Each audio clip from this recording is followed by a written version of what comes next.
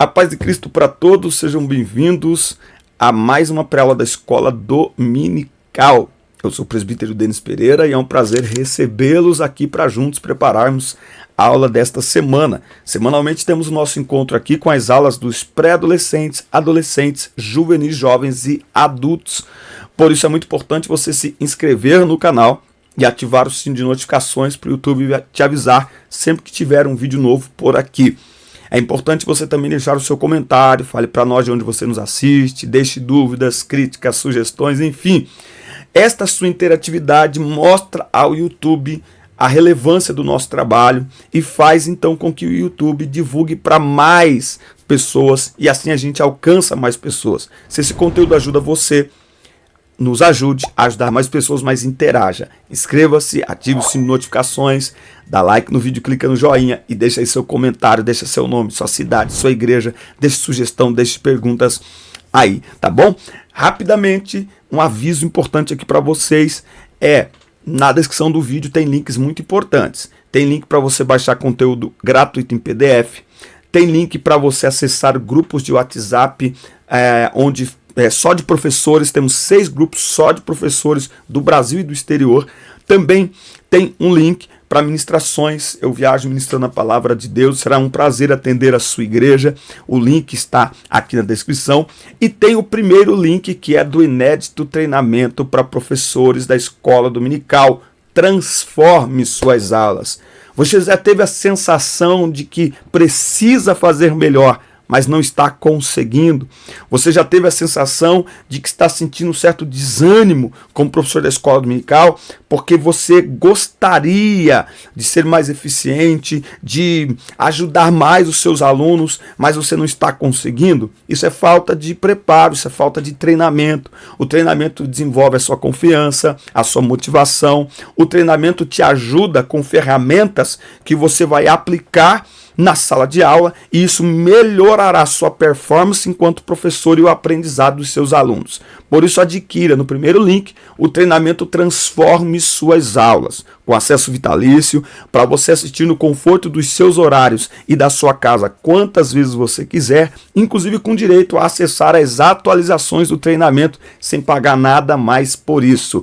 Clica no primeiro link, adquira o treinamento para professores da Escola Dominical Transforme Suas Aulas.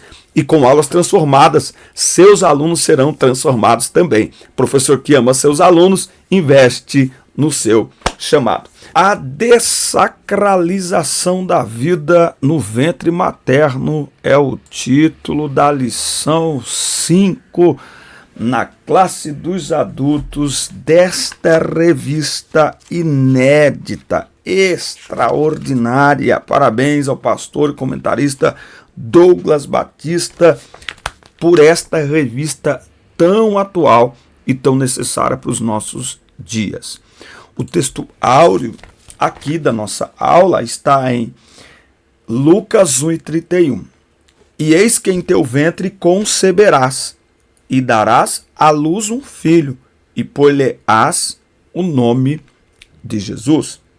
A concepção divina de Jesus Cristo sacraliza a vida no ventre materno e se opõe à cultura da morte infantil intrauterina do presente século. Então nós vamos ver na aula de hoje por que os cristãos são pró-vida, por que nós protegemos a vida.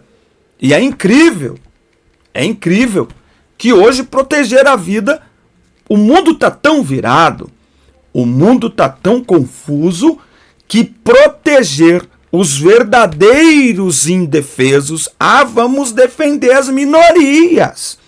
Ué, como que pode então quem defende a vida do nascituro, não é, do mais indefeso de todos os seres humanos, que é o bebê no ventre materno, como é que pode? Nós que defendemos a vida, não é? Nós somos tidos como radicais, retrógrados. É porque o mundo está tresloucado mesmo, né, meus irmãos? Mas este é o papel da igreja, defender a vida. Por quê? Vamos lá, começando aqui na nossa introdução. Deus é o autor supremo da vida. Por isso as Escrituras valorizam a vida desde a concepção no ventre materno. Vamos ler aqui esse texto dos Salmos 139, aqui, versículo 13. Pois possuíste os meus rins, cobriste-me no útero da minha mãe.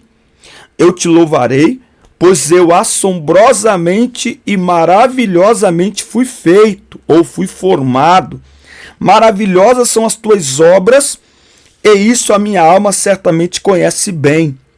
Minha matéria não foi escondida de ti, quando eu fui feito em secreto e curiosamente forjado nas partes mais baixas da terra.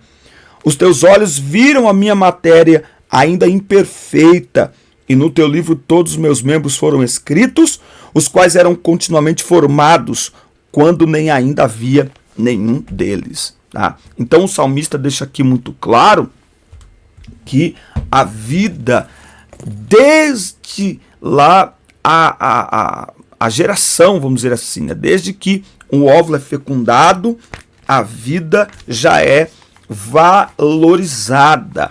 Não é? Na concepção, a vida já deve ser respeitada. Tá? Então, toda ideologia que tem o objetivo de alterar o conceito da vida desqualifica a autoridade bíblica e faz apologia à cultura de morte infantil no útero.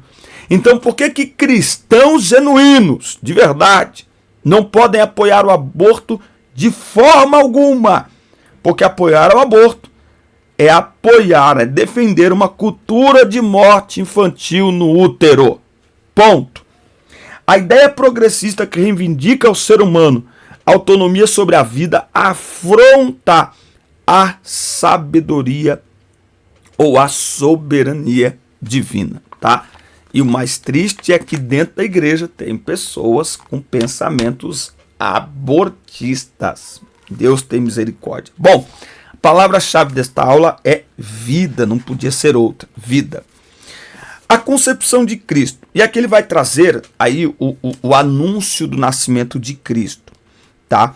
Uma virgem comprometida em casar-se com José, chamada Maria, recebe a visita do anjo Gabriel e diz: em teu ventre conceberás e darás à luz um filho. Maria pergunta como que isso vai acontecer, e ele explica que será sobre a ação do Espírito Santo. Tá bom? Sobre a ação do Espírito Santo. Maria era virgem, Lucas enfatiza isso, era da descendência, e a descendência de José era da casa de Davi. Isso aqui tudo integrando aí as profecias messiânicas, tornando fidedigno o relato bíblico. O anjo Gabriel explica a Maria que a concepção seria singular e miraculosa, descerá sobre ti o Espírito Santo. Você acredita que tem gente na internet falando que o Espírito Santo estuprou Maria? Gente, tem gente que não tem noção. A jovem não pediu sinal algum, mas o anjo lhe comunica da gravidez de Isabel, a sua prima. E ela vai lá. Isabel, ela era estéril, tá? Ela era estéril. E deixa muito claro aqui que para Deus nada é impossível, tá? A vida gerada no ventre de uma mulher é um milagre, pois Deus dotou o ser humano com a dádiva da procriação. Em vez de Deus criar um monte de... a raça humana toda, ele criou dois, e dos dois ele povoou toda a terra. Por isso o nascimento de filhos é uma recompensa divina, um presente do Senhor. Os filhos são herança, presente do Senhor, e o fruto do ventre, o seu galardão. Assim a relevância da gestação e a sacralidade da vida no ventre da mãe são endossadas quando a Bíblia registra a gravidez miraculosa de Maria e de Isabel, uma virgem e outra de idade avançada. Isabel trazia João no seu ventre, que nasceu com o objetivo de preparar ao Senhor um povo bem disposto. Maria portava em seu ventre o Filho do Altíssimo, o Rei Eterno, que nasceu para ser o Salvador e que é Cristo o Senhor. Então, eu digo, não sei se estou certo, fala aí para mim nos comentários, a gente teve a matança dos inocentes lá com Faraó no Egito, quando Moisés nasce e Joquebede o preserva. Então nós estamos vivendo a geração das Joquebedes. Mulheres de Deus hoje precisam se levantar como Joquebedes para proteger os seus filhos com a própria vida. Com a própria vida. Tá certo? Dos ataques do Faraó, que hoje é ideológico. Certo? Depois nós tivemos a matança dos inocentes quando Jesus nasce. E aí José e Maria são orientados por Deus e eles fogem. Olha que interessante, né? Para o Egito, até que eles possam voltar em paz, não é, para Jerusalém. Então, e agora nós estamos vivendo essa matança ideológica, não é? Então, mata-se a mentalidade das mulheres quanto à maternidade, colocando a maternidade como um peso, não é? Colocando a maternidade como uma afronta ao corpo, não é? Enfim, nós estamos vivendo aí esse momento esquisito do mundo. E por isso que a igreja precisa abrir os olhos. Por isso que a igreja não pode ter meio termo aqui. Ah, mas existem casos. Casos são exceções.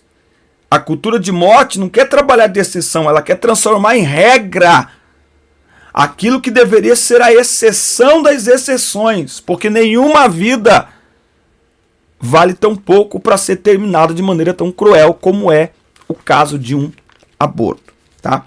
Então, a tentativa do inimigo foi destruir o libertador de Israel, depois foi destruir o salvador de Israel, e agora é destruir a igreja mesmo, destruir as famílias. Nós vamos estar atentos e alertas com tudo isso. Você já se inscreveu no canal? Se ainda não se inscreveu, inscreva-se e ative as notificações, dá like no vídeo e deixe o seu comentário, que é muito importante para nós, tá bom? Muito importante para nós. Lembrando do nosso treinamento Transforme Suas Aulas, é o primeiro link. Você vai aprender a planejar uma aula, preparar uma aula, aplicar uma aula e muito mais no conforto da sua casa, para assistir quantas vezes você quiser.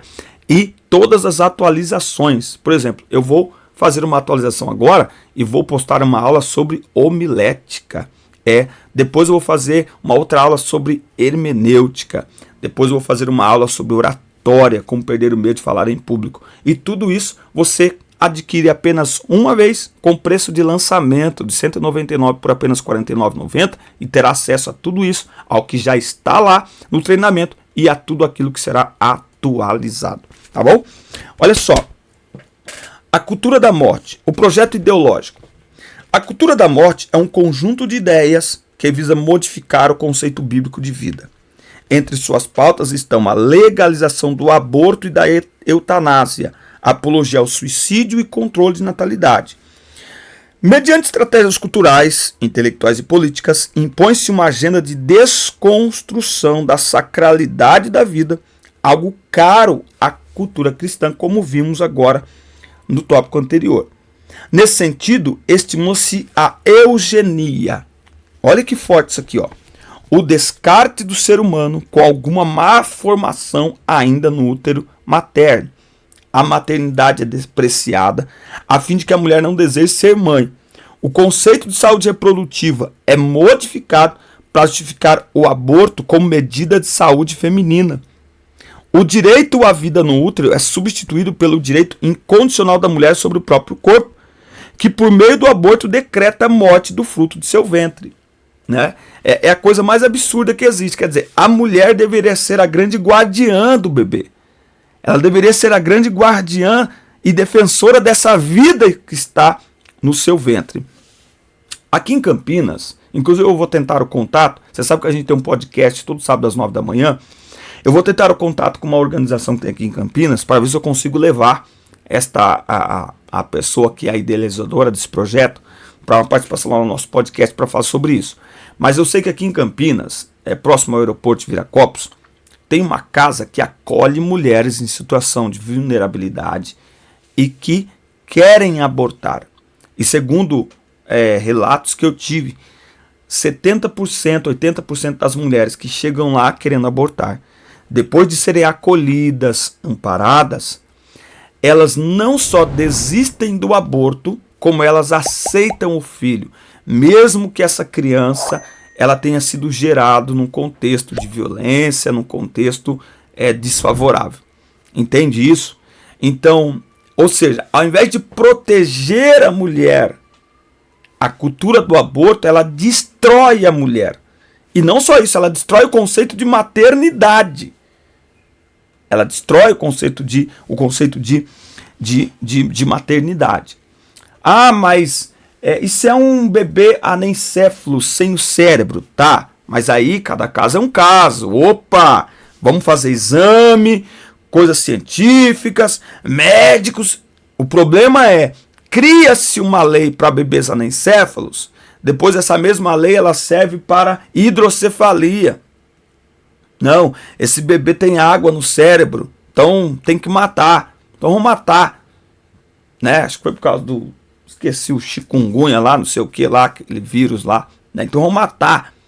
Né? Então você vai criando mecanismos para matar, ao invés de mecanismos para proteger.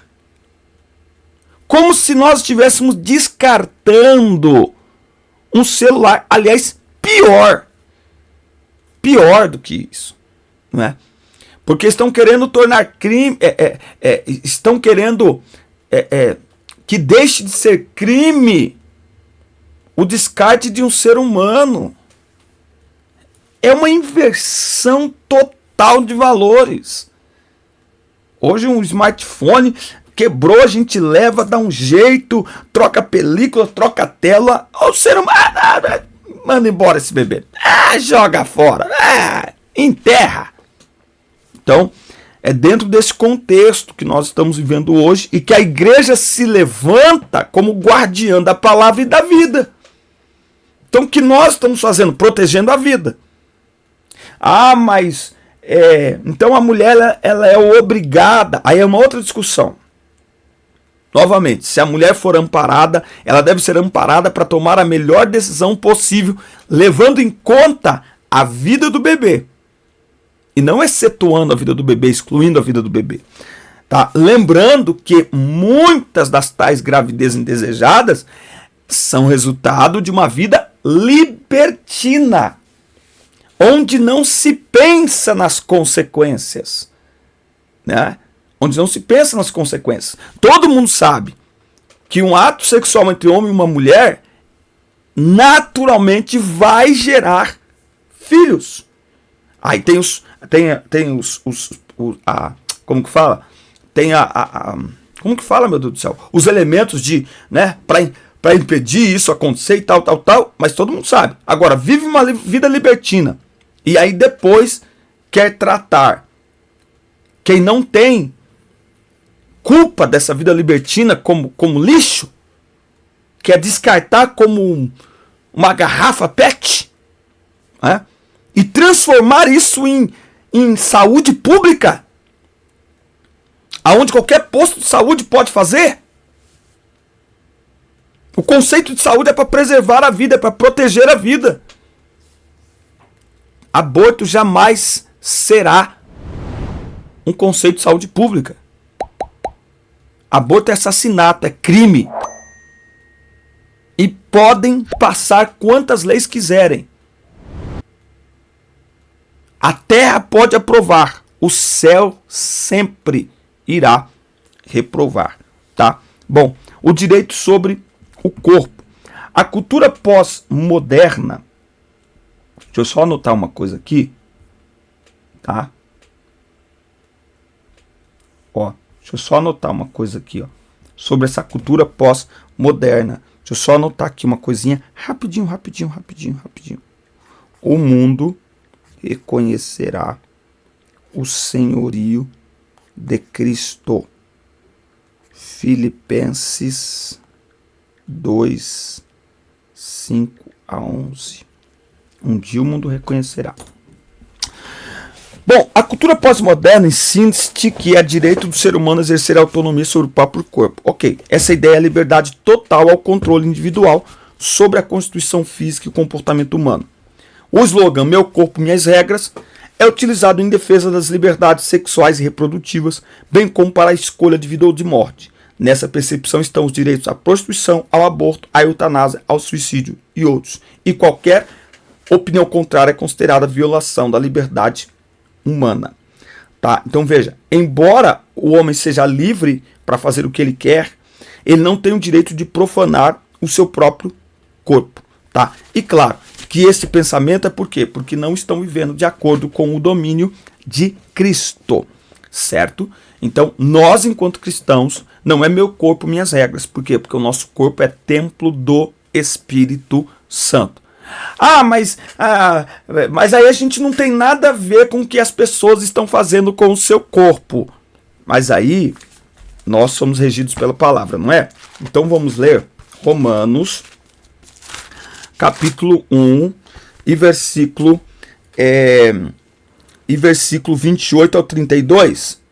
Você lê do 28 ao 32, para não ficar longo o vídeo. O 32 termina dizendo: os quais, conhecendo o julgamento de Deus, que os que cometem tais coisas são dignos de morte, não somente as fazem, mas têm prazer naqueles que a fazem ou consentem naqueles que a fazem.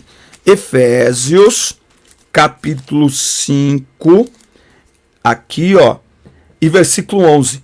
E não tenham amizade com as obras infrutíferas das trevas, mas antes reprovai-as. Tá? Então, a missão da igreja é reprovar as obras das trevas. Por isso seremos cada vez mais perseguidos. E por isso não podemos nos calar. Sabe assim, quem cala consente? Sabe por que o Brasil está vivendo o que está vivendo agora? Porque o Brasil é o último país do mundo que ainda mantém certas barreiras progressistas, tá? Que estão impactando o mundo todo. Por quê? Porque o Brasil tem influência. O Brasil, ele é um país importantíssimo no contexto mundial. Então, qual que era a ideia? Que o Brasil já tivesse passado estas leis progressistas, porque se o Brasil passar, eles querem poder olhar para o Brasil e dizer assim: ué, mas o Brasil aceitou. Olha só como o inimigo é sujo, certo? Qual que é a estratégia? É o mundo olhar para o Brasil e dizer assim: o Brasil, um país cristão, liberou o aborto indiscriminadamente, liberou as drogas indiscriminadamente. Então eles querem poder fazer esse tipo de propaganda. Imagina o turismo que o Brasil vai viver se isso acontecer de maneira aberta, de maneira clara. Assim como em países europeus, Holanda e outros países, em que há a liberação completa de drogas, em que há a liberação do aborto, existe já um turismo nesse sentido, para usar drogas, para abortar. Imagina no Brasil. Irmão, abre o olho, irmão. Tem muita coisa, tem muitos interesses escusos por trás destas liberações. Então, quando o Brasil não aprova, embora muito disso já é feito no Brasil, tá? Mas quando o Brasil não aprova, não tem leis que deixa tudo escancarado, se o Brasil aprovando se torna, não é, um modelo para o mundo de país progressista, o fato do Brasil não aprovar, ele é o freio. Entendeu? Então ele provoca uma raiva nas pessoas, nos partidos, nos sindicatos. Por quê? O Brasil está segurando. Então o Brasil é a última nação que está ali com o pé no freio. E quem é responsável por isso? A igreja. Por quê? Porque o cristão não vota. O cristão não vota de acordo com o mundo. O cristão vota de acordo com a palavra de Deus. O nosso voto manifesta os nossos valores, certo? Então o cristão genuíno não vai votar em um partido, em um candidato que não valoriza a vida, que não preserva a vida. Né? Então, ter leis que protegem, e assim, já é um absurdo, né? Nós não precisaríamos de lei para proteger o bebê. Já tem lei. A vida é um direito de todos. Aí eles começam. Mas onde começa a vida? Na concepção. ponto. Aliás, para Deus, antes da concepção. Porque o salmista diz que antes de eu ter forma humana, o Senhor já me conhecia. Jeremias 1 e 5, se me falha a memória, antes que te formasse no ventre, te conheci. E antes que saísses do ventre, te santifiquei e te dei como profeta para as nações. É sobre a palavra de Deus que a igreja se orienta. E por isso a igreja no Brasil está segurando ali esse cabo de guerra. Certo? Por quê? Porque essa cultura progressista, essa cultura de morte, ela está envolvida numa cultura imoral, numa cultura libertina, numa cultura promíscua, não é? Então, que leva as pessoas a não terem responsabilidade por seus atos. Quer transferir responsabilidades, não é? Quer que o Estado que é aparelhado e que é sustentado por todos, cristãos e não cristãos. Então nós temos sim o direito de desejar que comportamentos que ferem a nossa fé não sejam aprovados. Por quê? Porque nós ajudamos a sustentar o nosso país. Então nós não somos obrigados, por causa de uma minoria, financiar, porque não é só votar. As pessoas precisam entender isso, os crentes precisam entender isso. Deixa eles fazer o que eles quiserem. Não, irmãos.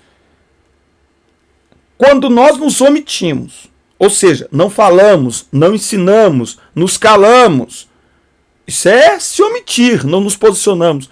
Quando nós nos omitimos, ou quando nós, para dar um de bonitinho, politicamente correto, não, esse candidato, não tem problema não, isso é problema deles, deixa eles fazerem o que quiserem. Nós estamos ajudando a financiar essa cultura de morte. E nós estamos aprovando o que Deus reprova. Então não é só, deixa eles fazerem o que quiserem. Então deixe, mas não com política de Estado. Todo mundo tem direito a fazer o que quiser, beleza. Mas a partir do momento que querem tornar isso política de Estado, para ser financiado pelo Estado, aparelhado pelo Estado, peraí, meu voto não tem preço, meu voto tem valor. Eu não vou votar em alguém que vai contra os valores que eu acredito. Eu não vou ajudar a financiar uma cultura de morte que vai contrário à minha fé. Então essa aula precisa deixar muito claro que não é só, para mim tá tudo bem, eles, eu não me afetando, não só nos afetará, como nós precisamos enxergar que permitir a aprovação de tais leis é financiar essa cultura de morte, é financiar essa cultura de destruição, tá? Muito bem, aula maravilhosa, estamos chegando aqui no tópico 3, onde nós vamos falar sobre a sacralidade da vida, onde nós vamos falar sobre onde a vida começa, tá certo? Se você não se inscreveu no canal ainda, inscreva-se, ative as notificações, dê like no vídeo e deixe aí seu comentário, que é muito importante para nós, tá bom? É muito importante para nós, tá bom? Vamos dar uma olhada aqui para que a gente possa terminar aqui essa nossa aula maravilhosa, tá bom? Lembrando que a gente tem 6 grupos de professores aqui no WhatsApp. Eu acabei de mandar o link da aula dos adolescentes. Acabei de mandar aqui, ó, dá para você ver? Aqui, ó, tá vendo? Opa, olha lá, ó. Aqui, ó, tá vendo?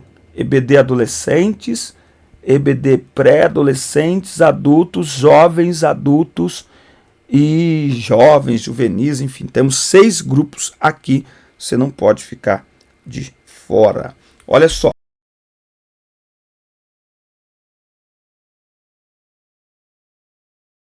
A vida humana é sagrada, pois ela é um ato criativo de Deus, o autor e a fonte originária do fôlego da vida. Então, ponto. Por que os cristãos são chatos? E fica enchendo nossa paciência, deixa a gente fazer o que a gente quiser. Faz o que você quiser. Nós só estamos avisando que ninguém tem direito de tirar a vida de ninguém. Por quê? Porque quem dá a vida é Deus. Nós somos apenas emprestadores da vida. A vida é dele. É ele que dá, é ele que tira, é ele que mata. É ele, tá? Nessa perspectiva, o princípio de sacralidade assegura a dignidade da pessoa humana e a inviolabilidade do direito à vida. Portanto, o valor da vida é absoluto e deve se sobrepor a qualquer outro direito ou interesse, tá? Nesse aspecto, o princípio de defesa da vida humana, desde a concepção no útero materno, não pode conter exceções. Somente Deus tem poder sobre vida e morte. Somente Deus tem poder sobre vida e morte. Então, quem decide o que fazer com a vida é aquele que é o doador da vida, né? É por isso que esses dias eu estava explicando. O pessoal fala, mas Deus, eu não admito que Deus tire a vida de alguém, permita que uma criança morra. A vida é dele. Deus não é homicida. Deus não é um criminoso. Sabia que tem gente na internet apresentando Deus como se Deus fosse um homicida? Inclusive em relação a Jesus por ter deixado morrer? Não, Deus não é um criminoso. Ok? Homicida é porque tira a vida que não é dele. Então ele tira a vida do outro. E não foi ele que doou aquela vida, né? Agora Deus não, Deus é o dono da vida. Então ele dá e ele tira. Então quando ele permite a morte de alguém, seja um bebê, seja uma criança, seja um jovem, seja um adolescente, seja um idoso, quando ele mata, que ele também mata. O Deus de amor mata, viu? Inclusive na graça, lembra Ananias e Safira? Mata, porque ele é de amor, não significa que ele é palhaço, bobão, não. Negativo, tá? Agora, quando ele faz isso, ele nada mais está fazendo do que aceitando de volta aquilo que é dele. A vida vem dele. Foi ele que soprou o fôlego de vida nas narinas do homem. A vida vem de Deus. Então ele é o único que determina quando começa e quando termina. Acabou, mais ninguém. Mais ninguém, tá? As escrituras, a gente já falou que elas são incisivas ao afirmarem o início da vida desde a concepção. Pronto, desde a concepção, tá? O salmista Davi mostra que Deus vê um embrião ainda informe, né? Ainda informe, sem as suas características de menino, de menina, nada. Aquela célulazinha já possui identidade própria e, portanto, o direito de nascer não pode ser interrompido por vontade, desejos ou caprichos humanos. Ponto. Ponto.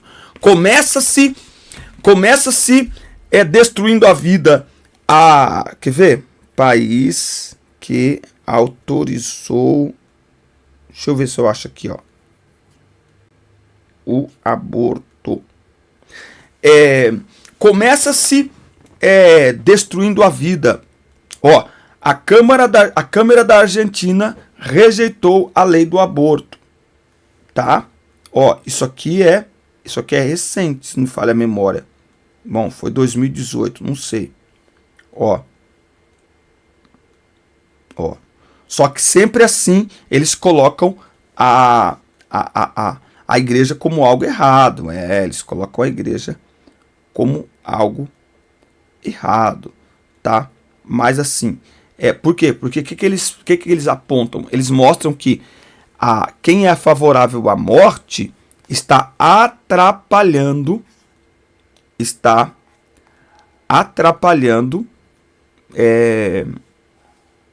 os projetos deles, tá? Então assim, o começo da vida é lá na concepção, acabou. Para Deus é até antes, porque ele é eterno. Mas na concepção acabou. Aí começa, não, vamos permitir com 1 mês, com 2 meses, tá?